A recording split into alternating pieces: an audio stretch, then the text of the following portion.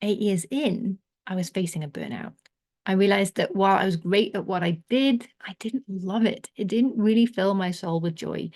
And I think many business owners fall into this trap. If you're not bringing some real passion and enthusiasm to your work, you're not going to do your best work. You're not going to stand out. You're not going to build a life that you love and an impact you feel proud of. Hello and welcome to the Driven Female Entrepreneur Podcast. I'm your host, Melitta Campbell, award-winning business coach, value whisperer, and founder of the Dream Clients Blueprint, your step-by-step guide to communicating your true value with confidence and attracting more of your perfect fit clients. And if at this time of year, you're starting to think about exactly what you're going to do next year, how you're going to grow your business, what you want to do, what you want to stop doing, then do go back and listen to the planisodes. That's episodes 136 through 143. And you'll find 8 mini podcast episodes that guide you step by step in reviewing your year and setting your goals and overcoming any mindset blocks standing between you and success. And there's also a free tool you can download to help you with that planning process and to track your progress in 2024. You will find all of that by going to melittacampbell.com/podcast. And I've set those as the featured episodes. So you can click on that and you'll find all 8 episodes together and a link to download that tool as well. So in the last episode, I shared with you my successes for 2023 and what has come up for me, what's made me feel really proud, and what I've learned as well. And it was really an honor to have this opportunity to share those with you. And I would love for you to come into the Dream Clients Club on school.com and share your wins for the year as well. Let's all celebrate together. But as I was looking back over 2023, I also started to reflect on my last 15 years in business. This is my 15th year. It's why I had the Dream Clients Summit earlier in the spring, because I wanted to do something more significant to really celebrate that achievement. And so I thought in this episode, and probably the next one as well, because I want to break down the knowledge a little bit, I would share some of what I've learned the hard way, and sometimes keep learning the hard way, about what it takes to really succeed in business. So hopefully some of what I've learned will help you to enjoy more success, more impact, and more joy as you build your business in the coming months and years. So perhaps one of the biggest lessons that I've learned, and you've heard me say this on the podcast if you've been listening for a while, is that there is real power in simplicity. Myself and most of the clients that I work with, they're not just building a business. They're also studying, looking after their parents, looking after their children, running a job. There's other things going on in our life. However, when you are building a business around other commitments, it can feel quite lonely and overwhelming at times. And in my early years of business, I was almost permanently overwhelmed. I had 2 babies to care for alongside my work and very little support. I was building my business abroad, so I didn't have family or lifelong friends or neighbors that spoke the same language as me on hand to help. So I was very isolated, very alone, very overwhelmed. And after 8 years, I did burn out. But I've since learned that there is a simpler way to do just about anything if we stop and think about it. In those moments of overwhelm, I'll often ask myself, how could this be simpler? Then I'll go for a walk. And this has happened to me so many times. I'll go out, I'll leave my office, I'll take the dog for a walk, I'll go down to the lake, or I will take a bath or have a nana nap or something completely different where I'm in a different place, different environment. I can switch off and allow my brain space to do some figuring out, do some thinking for me. And it's like magic. I come back to my desk and I'm like, oh, instead of doing all of these things that I was thinking, I could just do this. There is always a simpler way. So I'm always challenging myself. If anything feels a little bit big, a little bit overwhelming, I just ask myself, how could this be simpler? And if I don't come up with a solution straight away, I'll take that walk, take a break, and come back to it. And so far, I have always discovered there is always a simpler way of doing things. The other way to help me find a simpler way forward is also I turn to my network. I'll go to my network, my communities, and say, hey, Has anyone done this? How did you approach it? And that's how I got my podcast started. The wonderful Melinda Whitstock shared with me her podcast lessons that she'd learned, because over time she realized, oh, if I do this, it makes this simpler. If I do that, I don't have to worry about all of this. But I turned to my network and community and asked them, have you done this before? What am I missing? I'm struggling with this. Anyone got any thoughts? And it's amazing how often I just get the perfect solution.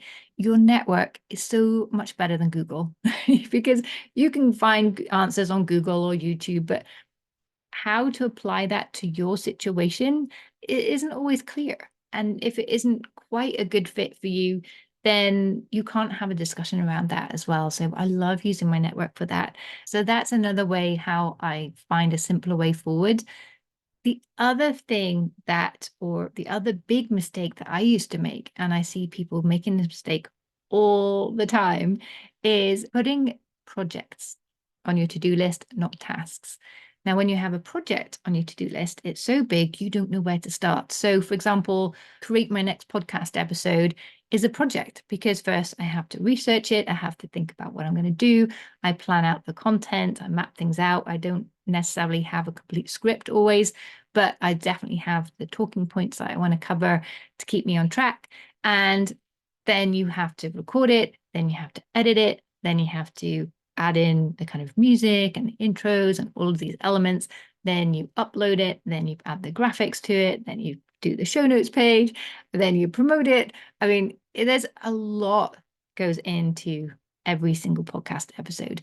And so just putting podcast episode there is going to be overwhelming because it's such a big task. You need to break it down into all of those individual elements. Then I know, right, research the topic, set out my points. I can go through those and I can do them. So check your to-do list is a list of tasks and not a list of projects.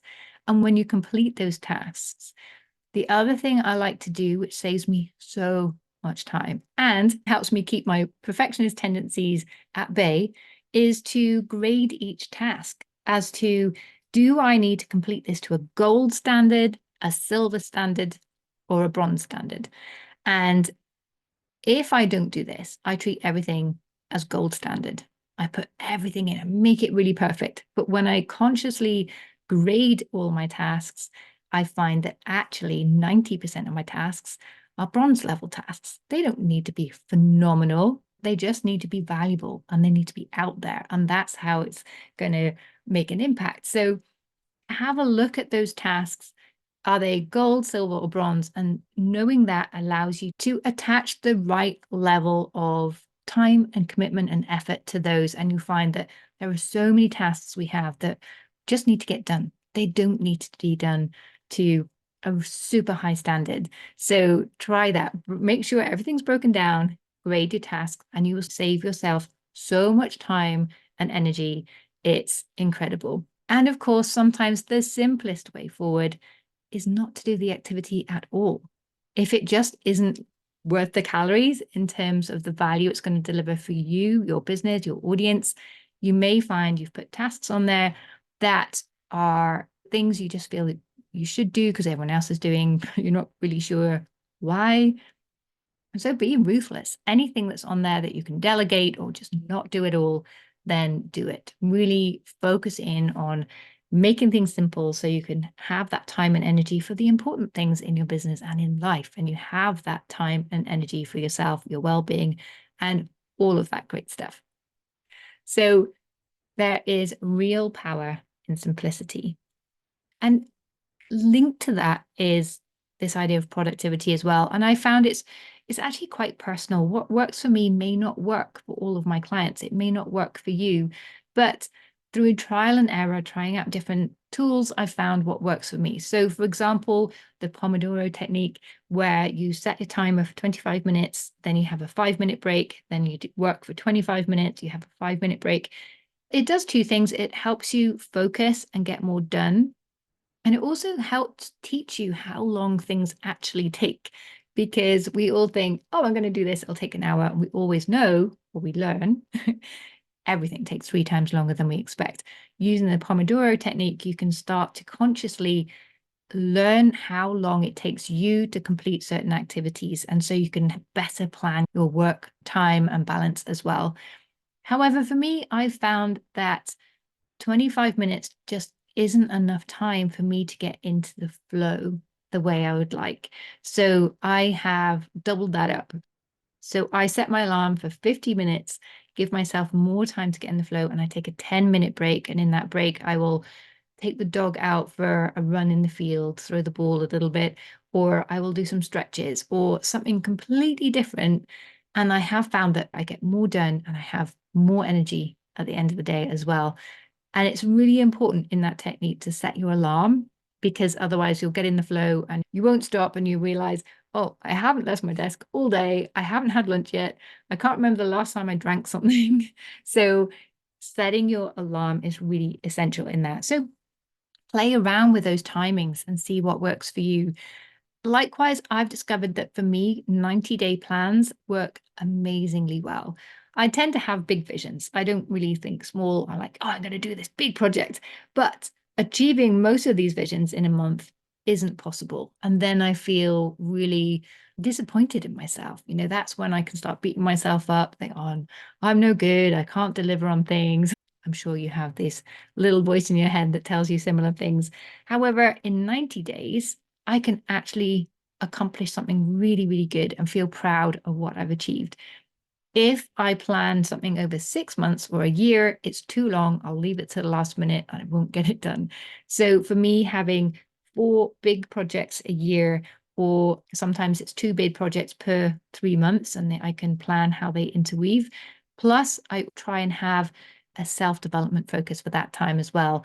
And that could be something to do with learning, I know, sales, for example, or mastering my storytelling. That's going to be my focus for the next 3 months. So I can really learn some incredible skills in that time, read books and articles and podcasts and all of this to really immerse myself in that skill. And I really make a lot of progress in those 3 months. So imagine if in 2024 you have 4 big personal development projects. So you come away with some really robust skills by the end of the year. It's really great. And I start networking with people in that area with those skills. And I try and meet up with people to get some insider take on things. It's really fun to immerse yourself. But again, in a month, it feels too much pressure. 3 months, I get a lot done. So have a play with that. Maybe you'll find 90-day plans more helpful for you too, but maybe not. Maybe you think very differently and 1 month is perfect for you, or you're really disciplined and you can have your 12-month goal and do your achievements every month. It's all, as I say, very personal. And also, what works for me has changed over the years. When I first started my business 15 years ago, my daughter was 5 months old. My eldest, she's now, feels very surreal, but she is now doing an apprenticeship. So 3 days a week, she's all dressed up in her suit, leaving for the office, working for a top finance company. And yeah, I'm so proud of her achieving that. But now I have that time and space to put more energy into my business. When she was 5 months old, it was all about doing things in nap times and evenings and trying to find some time for myself in that as well. It was really tricky. As then she had a sister and they became toddlers, then it was a lot about, well, what can I do in the half an hour while I'm sitting there waiting for them to finish their swimming lesson or whatever activity they were doing? I could drop them off for tennis and then go to a coffee shop, and it gave me like 40 minutes to work. But now I have more space. So the productivity tools I've used have changed in each season of my business, season of my life as well. And so now my planning is changing as well, because now I'm looking at doing more speaking on real stages, not just from behind my computer, because my kids are independent. I can go away for a day or two to present somewhere. And when they're a little bit older, then that can change again. So my plans and my planning and my productivity keeps changing as my family situation and as my personal situation grows, my confidence grows, my network and opportunities grow. Everything is changing all of the time. So it's always good to reflect on what has worked well and is that going to continue working well as you go into the next stage of your business growth, personal growth, or whatever. The bottom line is, if it works for you, it works. So if you're doing something that's totally different to what anyone else is doing, that's fine. If it works for you, it works. Another huge lesson I had is to really use your inner guidance system. So whatever lights you up, let that be the guide of your decisions, not what you think you should do, not what anyone else is doing, but really hone in on your purpose, where you want to be adding value, how you want to show up, the impact you want to make, and the personal brand that you want to be building as well. When I first started my business, I was a communication consultant for large companies, and I built a strong reputation quickly. And just after a few months, I was permanently booked out, and I'd replaced my previous salary as well. But 8 years in, I was facing a burnout. I realized that while I was great at what I did, I didn't love it. It didn't really fill my soul with joy. And I think many business owners fall into this trap. We think we have to do what we're good at, what we get paid for. And yes, we want to be paid. We want to do work that we can bring our best to. We want to do a great job, but we have to love that as well. If you're not bringing some real passion and enthusiasm to your work, you're not going to do your best work. You're not going to stand out. You're not going to build a life that you love and an impact you feel proud of.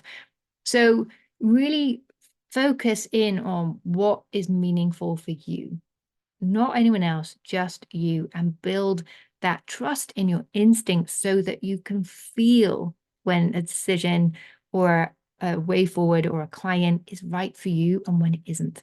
And this is a lesson that most of the women I've interviewed on this podcast, they've also highlighted that when they're in tune and aligned with their values and their vision and what feels right for them and the impact they want to create, they make amazing things happen. When they go against that, when they don't trust their guts, that's when things go wrong. They feel bad. We burn out. Things don't come together. So it can take a bit of courage to lean into what we feel on the inside, but it's so essential. In my first business, when I was doing that communication consultancy, I burned out after 8 years, but probably after about 5 years, I knew I wanted to do something different, but I didn't dare to allow myself to lean into that because I wasn't sure what else I would do. And I was alone, really, building my business. As I say, I didn't have a network of other business owners around me. It was a very different time for me than it is now, having learned these lessons. So do dare, do dare to listen into those feelings. And if in doubt at all, find someone to talk to. Come into the Dream Clients Club on School and find someone there that you connect with. Find someone on LinkedIn that feels like they're in the same boat as you. Come and book a call with me. Come and speak to me about this as well. I'm really here for you. But really knowing what's right for you helps you lean into intuition and feel what's right, which makes decision making easier. It makes your business feel more joyful, and you get more of that impact you feel proud of. So it takes courage, but I can't emphasize how important this is enough. So really take some time to know what you want, how you want to be showing up, all of that great stuff. It's the first step we cover in the Dream Clients Blueprint, my flagship coaching product. I take a small number of business owners through that each year. And it's really the first thing we cover, because then you have this inner radar and you can start to sense what's right going forward for you. And coming back to something that I kind of touched on there a little bit, if you do feel stuck, don't stay stuck alone. Ask for help. While there is some merit in figuring things out, it can be really tedious and frustrating. And not only that, it can have a negative impact on your mindset, because if things are taking too long and they're just not coming together, you can start to give up. You can start to feel that you're just not meant for this, So do ask for help. Get a coach. Again, most of the women that I've interviewed on the podcast, they attribute a big part of their success to having a coach by their side who has helped them see their blind spots, help give them that encouragement or the push when they needed it to think bigger. If you can't afford a coach right now, then find someone in your network that you can turn to. Create a success circle. It's something I talk about in my book, A Shy Girl's Guide to Networking, is the importance of finding this success circle. It's 1 to 5 people who get you, believe in your vision, are there to support you, and you support them in return as well, so that you have someone to turn to in these moments, because it's okay to feel stuck. We all feel stuck from time to time. It's not okay to stay stuck and to start feeling negatively about ourselves and our ability to create this impact and make your vision happen.